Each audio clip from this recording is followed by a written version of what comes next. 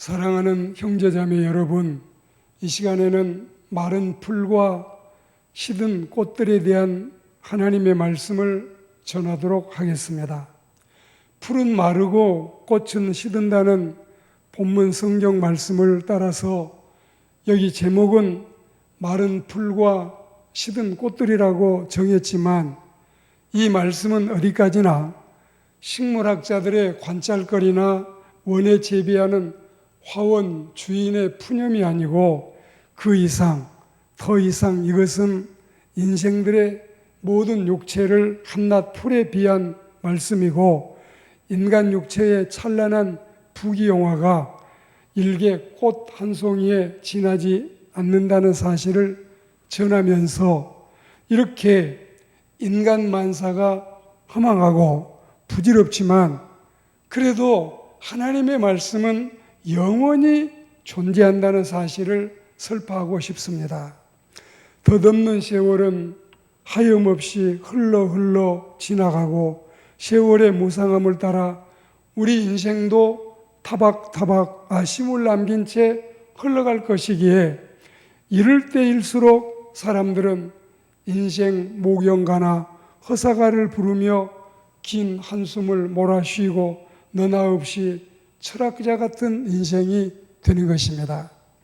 유구히 흘러온 반말년의 시간 선상에서 보노라면 어느 한날이야 그야말로 한 경점과 같을 뿐인데 우리가 어느 경우 저만 날을 찍어놓고 지나간 게 세월이라고 다가올 게 새 세월이라고 우겨본들 그날들이 헛날도 새날도 될 수 없음을 우리는 익히 알고 있지요.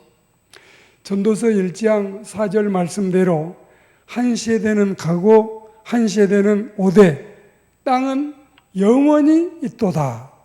이 말씀이죠.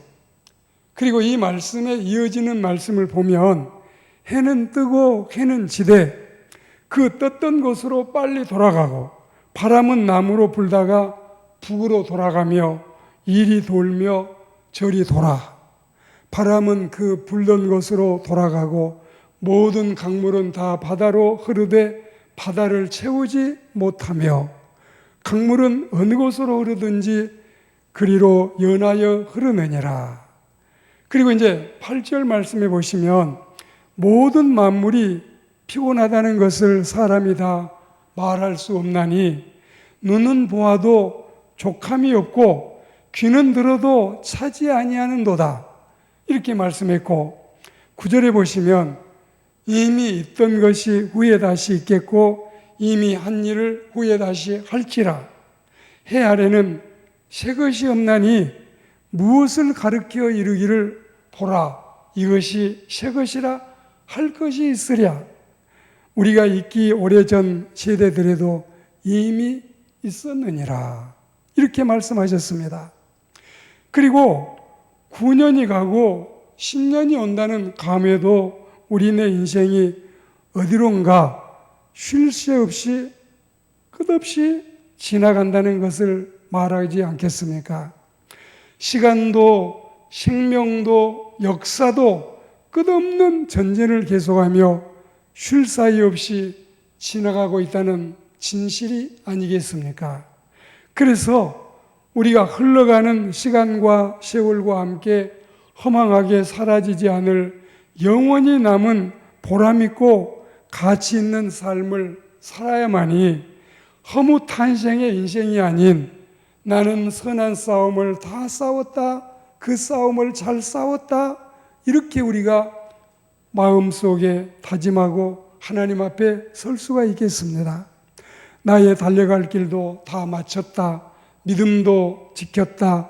주님께서는 이런 나를 위해서 또 나뿐만이 아니라 주님의 재림을 기다리는 모든 사람들에게 의의 면류관을 주실 것이다.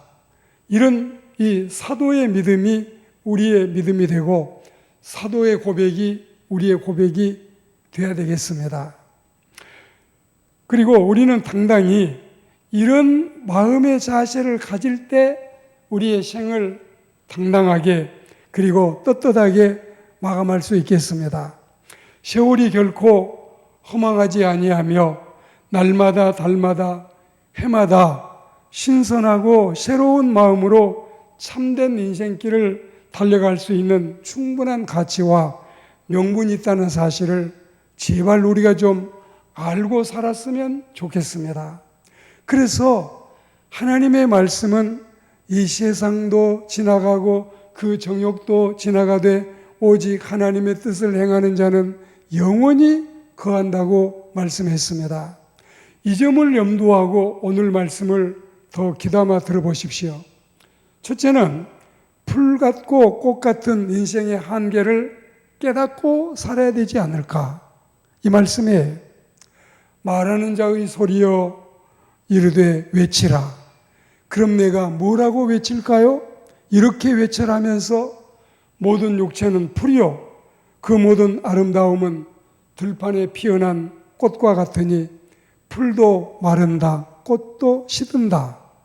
인생사의 허망하고 물거품 같음을 시사하는 하나님의 선언이 아니겠습니까? 윤심덕의 노래 2절에 가보면 거기도 이렇게 표현되어 있어요. 웃는 저 꽃과 우는 저 새들이 그 운명이 모두 다 같구나. 그리고 3절에 보면 허영에 빠져 날뛰는 인생아 내 속였음을 네가 아느냐.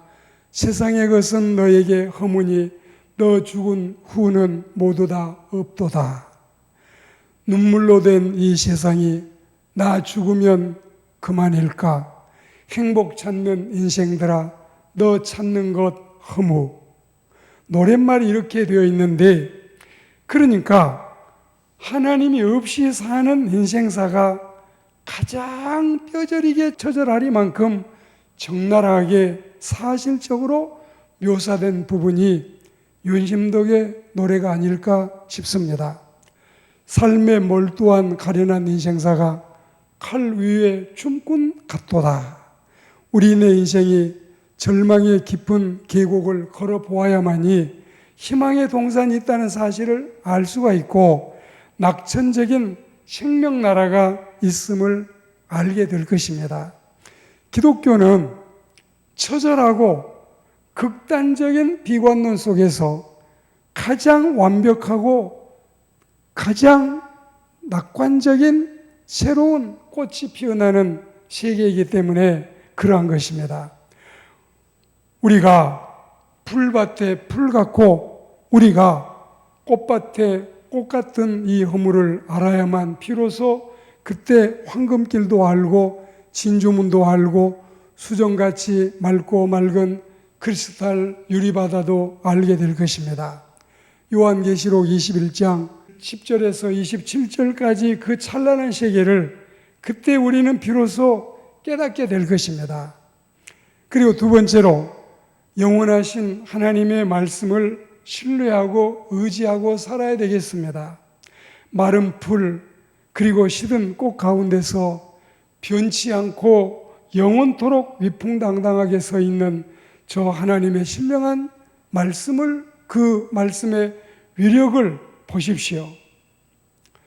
말세의 광경을 표현하는 마태복음 24장 말씀에서도 35절에 가면 천지는 없어져도 내 말은 없어지지 아니하리라.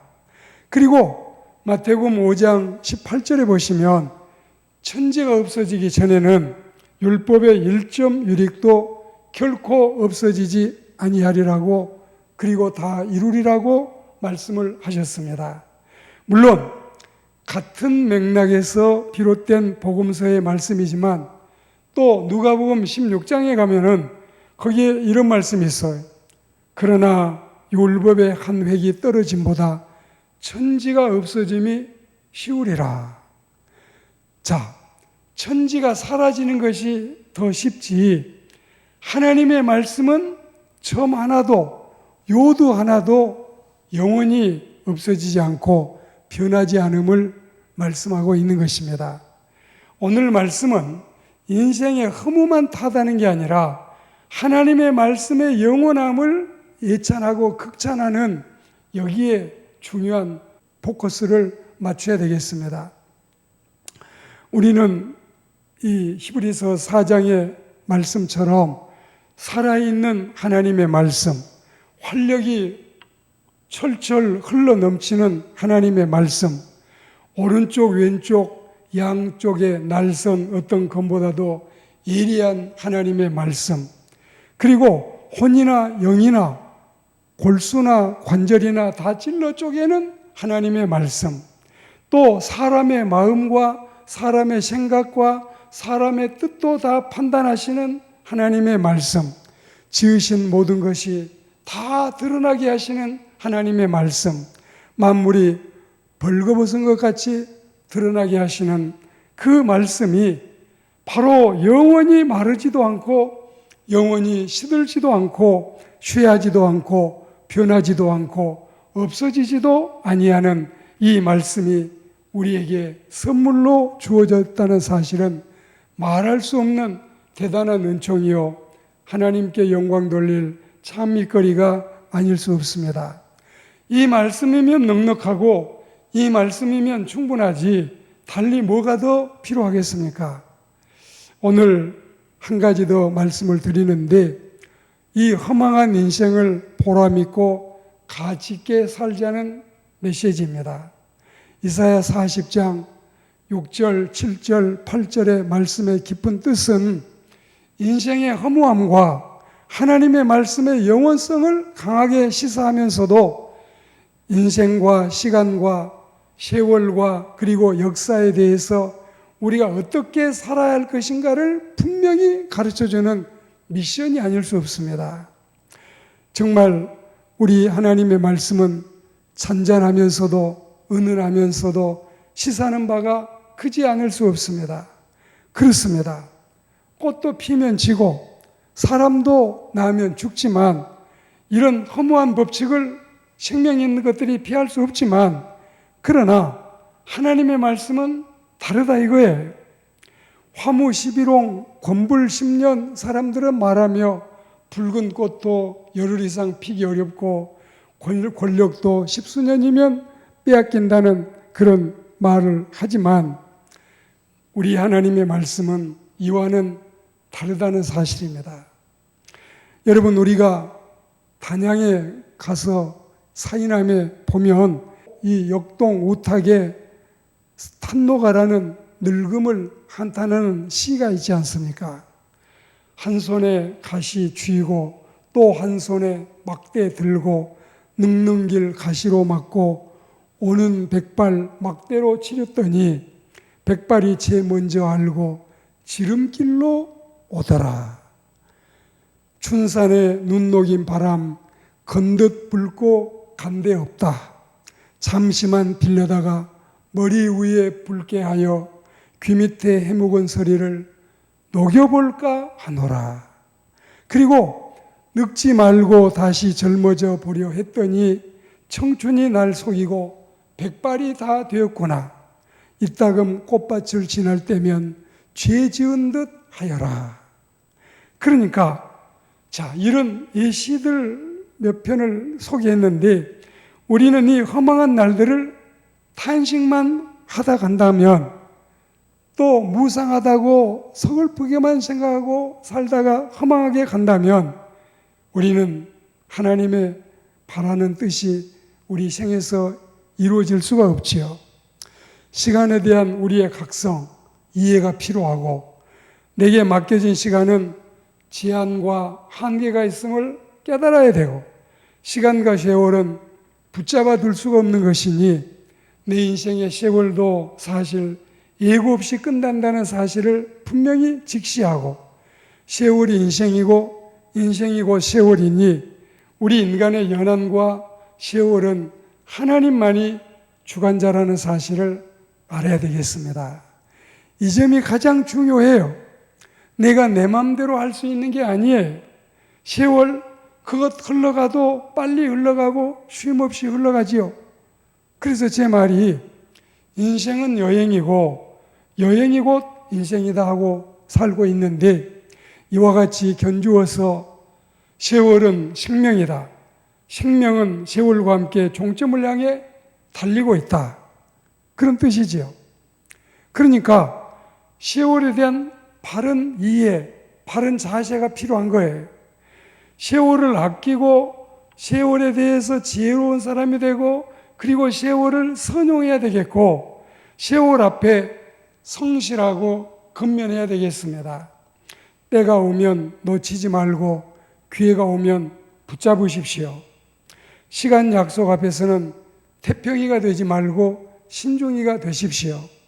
주님께서 내게 주신 시간을 주님 뜻을 이루어 드리는 데에 사용하십시오. 술에 취한 듯 살지 말고 성령님께 인도받는 사람으로 살아가십시오. 꿈결 같은 이 세상에 산다면 늘 살까? 이성봉 목사님의 영성이 돋보이는 곡조인데 내 인생이 저물어 갈 때 부르는 노랫가락이라고 우리가 생각했지만 그 중에 5절의 가사가 오늘 말씀과 잘 어울려서 결론으로 삼겠습니다. 꽃이 떨어진 후에는 열매를 맺고요. 엄동설한 지나가면 양춘이 오느나 어두운 밤 지나가면 빛난 아침이 오리니 이 세상을 다 지난 후에 영원한 천국이 오리라. 비록 나 연약하고 비록 인생 험악해도 하나님의 말씀 영원히 불변하시니 그 불변하신 말씀 따라서 주와 함께 영생 목락을 누리는 우리들이 다 되기를 주의 이름으로 축복합니다.